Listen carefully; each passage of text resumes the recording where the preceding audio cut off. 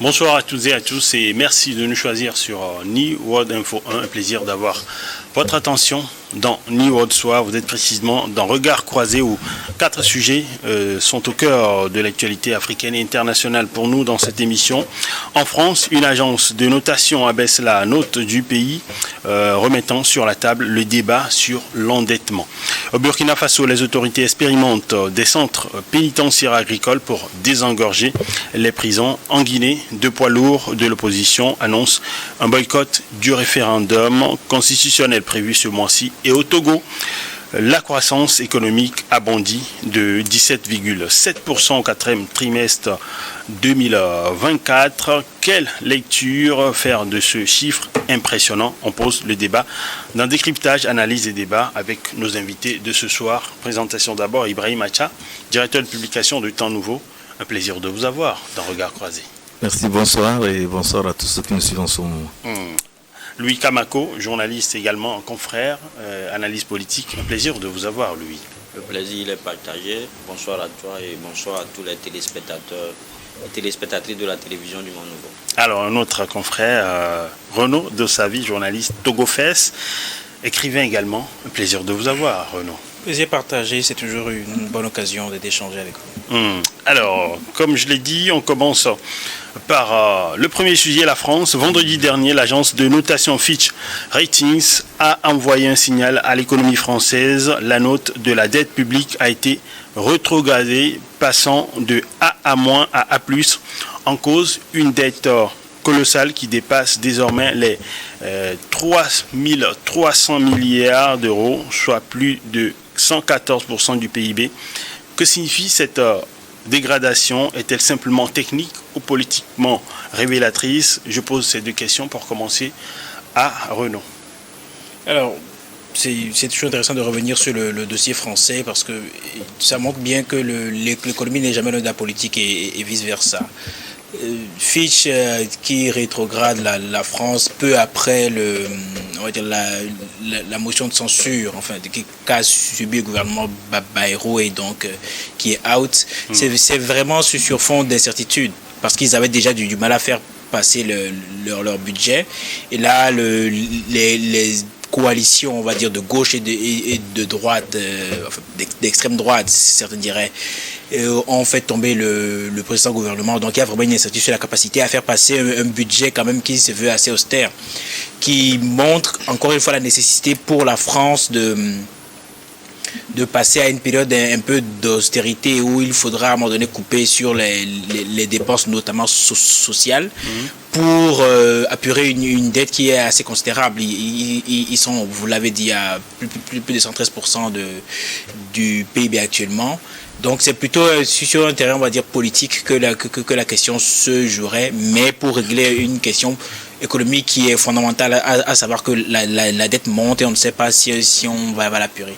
Après, le timing est assez particulier parce que cette dette ne date pas d'hier. Elle montait graduellement, beaucoup d'ailleurs avec le gouvernement Macron. Donc on peut quand même s'interroger sur le timing, mais c'est un signal fort qui est envoyé aux Français. Et ce qui est intéressant, c'est que le peuple français ne veut pas on va dire, de cette approche d'austérité vers laquelle on tend.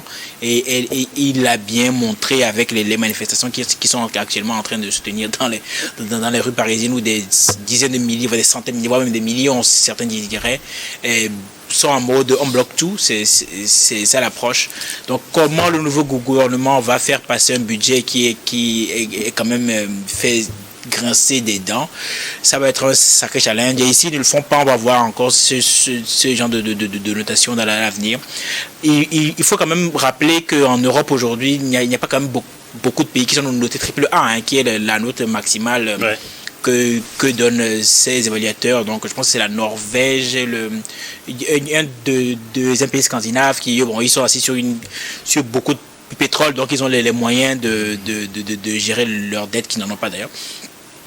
Donc la France aujourd'hui est dans la même catégorie que l'Espagne. C'est pas. Il n'y a pas de quoi s'alarmer. Je ne dirais pas qu'il n'y a pas de quoi s'alarmer. Disons qu'à un moment donné, il faudra regarder les choses. Enfin, ce n'est pas aussi grave que par exemple pour d'autres pays, mais quand même, ça reste un signal. Et surtout, il y a l'idée que l'État social, est-ce qu'il pourra continuer à se maintenir? Ce n'est pas très sûr. Et pour le moment, le peuple ne veut pas aller vers ça, c'est-à-dire on ne veut pas d'austérité, on ne veut pas couper les programmes sociaux, on ne veut pas augmenter l'âge de la retraite. Donc la question se pose vraiment. Mais après, ce n'est pas que la France. Aujourd'hui, on parle de la France, mais c'est toute l'Europe, notamment l'Europe du centre et du sud, c'est-à-dire les pays latins et la France qui sont sous tension. Même l'Allemagne n'est pas très épargnée. Mais bon, ça c'est encore l'autre sujet. On y reviendra peut-être une autre fois. Alors merci Renaud. Je voudrais donner la parole à Ibrahim Acha par rapport à cette notation. Comment est-ce que cette notation affecte-t-elle l'image de la France économiquement parlant au-delà de l'Europe, en Europe et même au-delà? Oui, mais vous savez que quand on déprécie la notation, c'est que cela impacte l'économie du pays. Quand je dis ça impacte l'économie du pays, c'est parce que on estime que quand vous avez une notation qui est en bas du triple A, comme le disait mon confrère de sa vie, c'est que voilà, votre économie ne se porte pas bien et aussi vous n'avez pas la maîtrise sur la dette. Et là, c'est que les investisseurs ne peuvent pas venir investir dans votre pays parce qu'on estime que vous ne dégagez pas des signaux rassurants. Et ce qui est aussi très important à souligner, c'est que voilà, c'est que quand il y a cette dépréciation, c'est que voilà, les taux de dette vont s'enflammer, ce que ça va s'augmenter. Et là, en matière d'investissement dans le pays, ça pose un certain nombre de problèmes. Et c'est ça aussi ce qui fait que dès que cela a été annoncé, voilà, c'est la panique générale. Et vous allez voir même les commentaires qui ont suivi, c'est que voilà, la France ne se retrouve pas, la France traverse une zone de turbulence. C'est ce que voilà, bon nombre d'analystes ont essayé d'évoquer. Donc, ce qui voudrait dire que le nouveau gouvernement a l'obligation de travailler véritablement pour amener la France vers la croissance et faire en sorte que l'État français puisse disposer d'un budget conséquent, un budget qu'il maîtrise, un budget que la France peut véritablement relancer, voir dans quelle mesure les choses peuvent aller en mieux en termes économiques et offrir surtout des perspectives aux citoyens français qui sont vraiment déboussolés depuis que la France a quitté le triple A pour venir au 2A et 2A moins, et aujourd'hui on parle de A+. Vraiment c'est inquiétant. C'est vrai, quand vous prenez un peu la zone Europe, ils ont en tout cas des accords. Je peux dire aussi qu'ils ont aussi des mécanismes en matière de solvabilité, en matière économique, donc qui font que quand vous dépassez déjà le 60% du PIB en termes de dette, c'est que vraiment votre économie n'est pas quand même stable, et il va falloir que vous travaillez véritablement pour pouvoir aller un peu plus, parce que puisqu'aujourd'hui on nous parle déjà de 113%, je pense, au niveau de la France, par rapport au PIB, le taux d'endettement, je pense que c'est un peu difficile, donc il va falloir travailler pour revoir un peu les choses. Quand je prends un peu l'Allemagne, qui est triple A, je parle du Luxembourg aussi, et même les Pays-Bas, ils sont au triple A. Bon, là-bas, ça voudrait dire qu'il y a quand même un travail conséquent et sérieux qui est fait là-bas. Mais quand nous descendons un peu, avec la Lettonie, l'Espagne et certains pays qui sont, même l'Italie, c'est pas toujours ça, hein. Donc il ne faut pas trop s'alarmer sur le cas de la France. Je pense que ce n'est pas trop, je peux dire, c'est pas une catastrophe, mais bon, si un travail est fait, ça peut rehausser l'image de la France, parce que la France, comme on le voit, elle cherche toujours à être le bon élève en termes de choses de perspective économique. Donc quand il y a eu cette dépréciation, ça doit véritablement choqué, mais ce n'est pas quand même la catastrophe. Fitch Ratings, l'agence américaine, on a l'impression que, à voir les analyses, on a l'impression que la France est la mauvaise élève en Europe, mais visiblement ce n'est pas le cas par rapport aux deux analyses que je viens d'avoir tout à l'heure. Non, c'est pas le cataclysme en France, hein. C'est pas le chaos pour l'État français, mais sauf que cette notation-là, c'est pour faire du bien, hein, à un État français, c'est pour dire aux dirigeants français que le problème il est abyssal, c'est un grand mal, il faut également apporter des grands remèdes, parce que vous l'avez constaté que c'est une crise apparente, qui est une crise flagrante, qui a fait que durant un an, les 4 ministres qui se sont succédés justement, n'ont pas pu résoudre cette crise-là. Donc l'agence américaine veut justement aider aujourd'hui les autorités africaines, les autorités françaises à regarder le mal en face. C'est-à-dire que l'agence veut aller à un changement de paradigme. Parce que ce qu'on a connu de par le passé, cette notation-là pourrait rester en l'état. Mais parce que déjà en mars dernier, la note de Fitch est restée inchangée, quand bien même elle a été faite au rabais et au délai. Mais là, aujourd'hui, on est revenu là-dessus justement pour faire comprendre en face à la France que la situation, elle est profonde. Et il faut justement trouver des solutions idoines et adéquates. Donc je pense que, comme je l'ai dit dès le début de ma prise de parole, ce n'est pas du cataclysme, ce n'est pas du chaos pour la France, mais juste pour l'aider justement à sortir de l'ornière.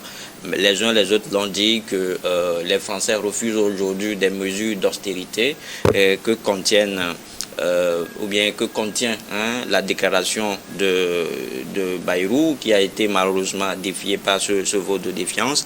Certainement que le nouveau Premier ministre, Sébastien Lecornu, va justement essayer de capitaliser sur cela pour faire passer ta politique, mais au sein de la population française, ça ne passe pas. On ne veut pas avoir des mesures d'austérité. Donc c'est pour cela sans les mesures d'austérité, comment faire pour pouvoir aujourd'hui relever non, mais oui, parce que ce qu'on dit, c'est-à-dire que ce que vit la France n'est pas différent de ce que vivent les États comme l'Allemagne, l'Italie et la Norvège et tout. Donc la situation, elle est un peu pareil. Et les causes, on les connaît à peu près. C'est-à-dire qu'il y a la situation, il y a la crise à coronavirus qui a fragilisé toutes les économies du monde. Il y a la conjoncture économique et tout cela. Donc, en dehors de cela, on peut particulariser le débat en mettant peut-être le focus sur la guerre ou bien les bisbisiles, en fait, les manifestations des gilets jaunes dans les années 2018 ou 2019, je crois. Donc, ça dit que tout cela a commencé. Mais pour la France particulièrement, je crois que pour des Africains que nous sommes, nous devons essayer d'ouvrir encore les yeux aux uns les autres que la France-Afrique joue un rôle important dans l'économie, dans la santé économique de l'Afrique. Parce qu'aujourd'hui... Vous voulez dire que c'est parce que la France a chuté quelque peu avec ses relations avec beaucoup de pays, notamment en Afrique de l'Ouest, justement, il y a des conséquences? Oui, justement, parce que quand vous voyez les derniers chiffres, quand on nous dit que la charge de la dette, elle est passée de 58,8 d'euros en 2024 et que ça pourrait atteindre jusqu'à 107 milliards de dollars selon la Cour des comptes. Ça veut dire que la situation, elle est gravissime. Elle est gravissime juste parce qu'à un moment donné, la France a perdu pas mal de partenariats ou bien pas mal de partenaires en Afrique. On parle de France-Afrique aujourd'hui. Pendant longtemps, on a su démontrer que la présence en fait des troupes françaises en Afrique n'est pas fortuite parce que les Africains payent en fait à l'État français et ça leur permet justement de renflouer la caisse nationale. Mais depuis que nous avons des militaires qui sont venus au pouvoir, ils ont demandé qu'ils veulent assurer, ils s'inscrivent dans ce qu'on peut appeler une dynamique de souveraineté. Ils ont demandé à la France en fait de se replier. Et donc, c'est-à-dire que c'est un fonds qui ne rentre plus en fait dans la caisse de la France. Donc, tout cela, c'est une sorte de paix de partenariat. Vous avez vu au Niger comment est-ce que les contrats ont été perdus un peu partout en Afrique. Donc, aujourd'hui, tout cela fait que la France a du mal à se retrouver financièrement. C'est pour ça que je dis que, hormis la situation que nous connaissons déjà la situation qui est d'ailleurs propice à tous les pays. Pour la France, elle est un peu particulière parce que pendant longtemps, la France a toujours surfé sa santé économique sur les ressources minières africaines. Renaud, une dernière prise de parole avant la pause. Je suis toujours un peu dubitatif quant aux positions sur le rôle réel de la France-Afrique et tout ça. Parce que, en fait, je ne sais pas. Pour être honnête, je ne sais pas dans quelle mesure tout ça joue. Ça joue probablement, mais honnêtement, je ne saurais dire dans quelle mesure. Vous ne pensez pas que ce soit si considérable? Je ne suis pas certain exactement que ce soit aussi considérable. Pour moi, c'est surtout le signal d'une... Pour moi, c'est la continuité d'une logique qui a commencé déjà à l'époque de Chirac, c'est-à-dire une perte de souveraineté de la France vis-à-vis d'autres puissances, notamment les Américains, qui ont, pour raison XY, décidé de les écarter et d'en faire non seulement des vassaux, mais vraiment des vassaux de niveau inférieur, comparativement à l'Allemagne, par exemple, qui a été pendant longtemps partenaire privilégié des Américains sur le continent européen. L'autre aspect que je trouve intéressant avec le système de notation de Fitch, c'est que quand on dira ce qu'on voudra, Fitch est américain. Et cette dégradation intervient dans un contexte où Macron veut jouer un peu le champion de l'Europe, notamment contre la position d'un certain Trump. Trump veut les pousser aujourd'hui à négocier, à accepter la fin du conflit en Ukraine, notamment vis-à-vis de la Russie. Et c'est pas vraiment l'opinion de Macron aujourd'hui qui songe vraiment à lever une armée européenne pour aller soutenir les Ukrainiens. Donc on peut quand même apprécier le timing de tout ça. Vous savez, à ce niveau-là, ce genre de choses n'est jamais loin. Surtout que c'est un signal. On peut avoir une très mauvaise dette pendant très longtemps sans que ça n'émeuve plus que ça. Mais dans certaines circonstances, il peut être utile, intéressant de rappeler, de faire émerger ce genre de signal. Donc, la question économique et de la dette est très sérieuse en France, mais ce n'est pas en vase clos, quoi. C'est à prendre dans le contexte, je dirais, géopolitique global. Monsieur Acha, vous voulez réagir? Oui, je voulais juste aller aussi embrayer dans le sens que mon confrère, lui, qui parlait de relations France-Afrique, qui peut aussi influencer la situation actuelle en France. Et bien évidemment, vous savez que la France a toujours compté sur ses colonies et l'apport des colonies dans le dynamisme de l'économie française est très bien connu. Je prends un peu les contrats d'uranium et autres. Avec la rupture récente par rapport au changement de régime au Niger, vous avez vu que la France a perdu la plupart de ses contrats et ça fait que la France est obligée d'acheter l'uranium à son vrai taux aujourd'hui sur le marché international, parce que avant c'était presque de la rapine, on allait seulement ramasser de l'uranium et c'est fini. Bon, la France ne dépassait pas assez d'argent pour pouvoir se procurer ce minerai pour pouvoir faire tourner cette turbine à gaz et autres là. Et sans oublier aussi le fait que la plupart de chefs africains, étaient d'une manière ou d'une autre au chevet de la France en termes politiques et tout ça là. Donc avec la montée du panafricanisme et ses corollaires de souveraineté et tout ça là, donc ça fait que la France a perdu, sans mentir, un bras entre griffes financier, et qui fait que ça peut affecter dangereusement son économie. Merci Ibrahim Acha pour ces compléments d'information et ces analyses. Alors, on va observer la première pause dans Regard Croisé. On revient tout à l'heure pour le deuxième sujet.